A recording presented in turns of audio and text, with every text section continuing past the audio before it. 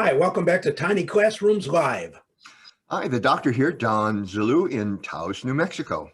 And I'm Artie Nathan, the HR guy here in Las Vegas, Nevada.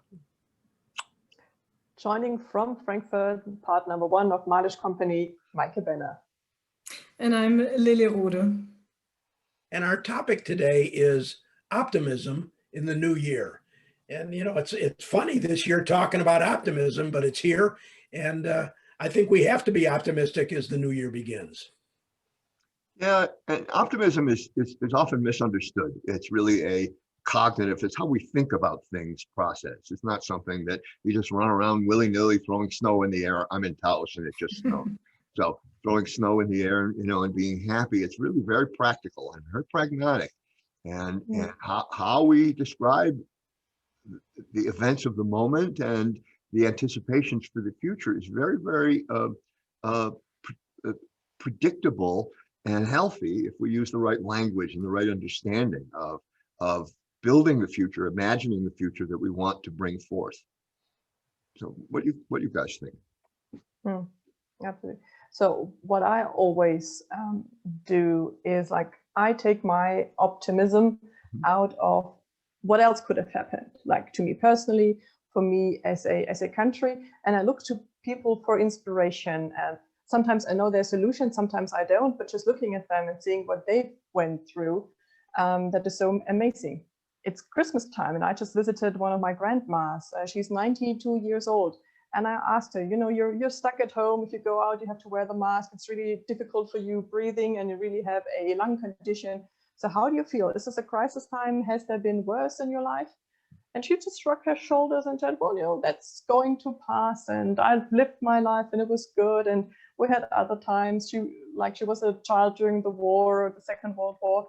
So she's super easy and not complaining. And I'm thinking, okay, well, if she can do it, and I've got maybe some of her blood still, or like her genes still in my blood left, like this is where I, on a personal basis, take my optimism for anything personal and also business-wise.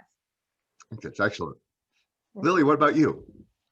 Yeah, so optimism, I think it starts with you. So you have, first of all, to realize that how you react to something, then it will go the way. And me personally, I strongly believe, and my life motto is to say, you are the captain of your life.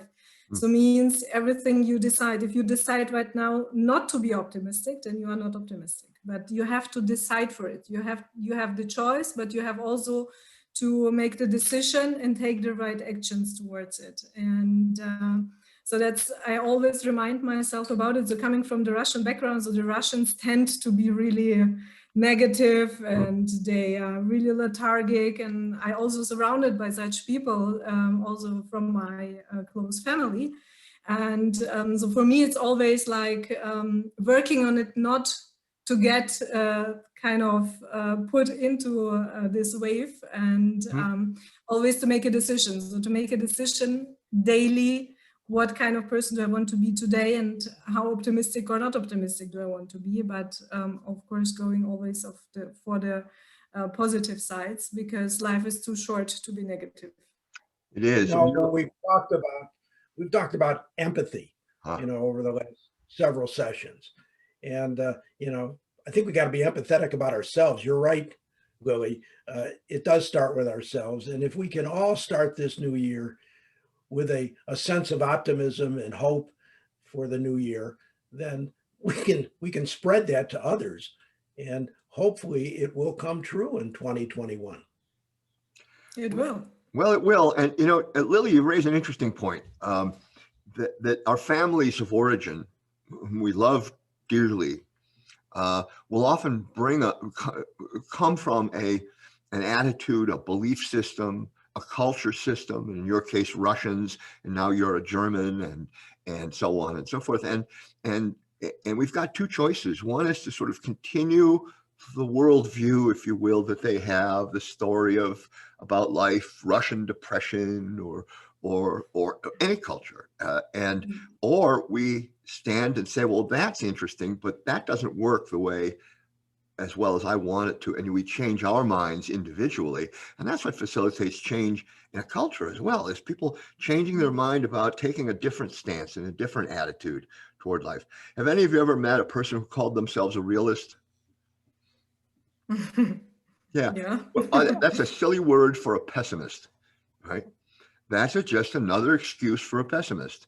And you've got to challenge that and say, well, yeah, okay, so tell me about that.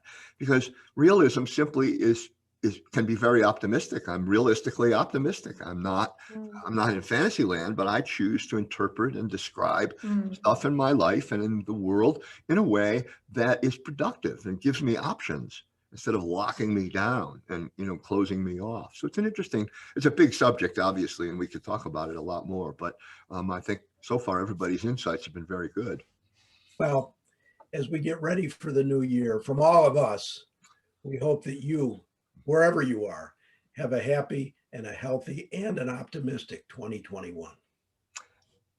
See you back in 2021. Yeah, and in order to help you along, we'll be back tomorrow. Bye-bye.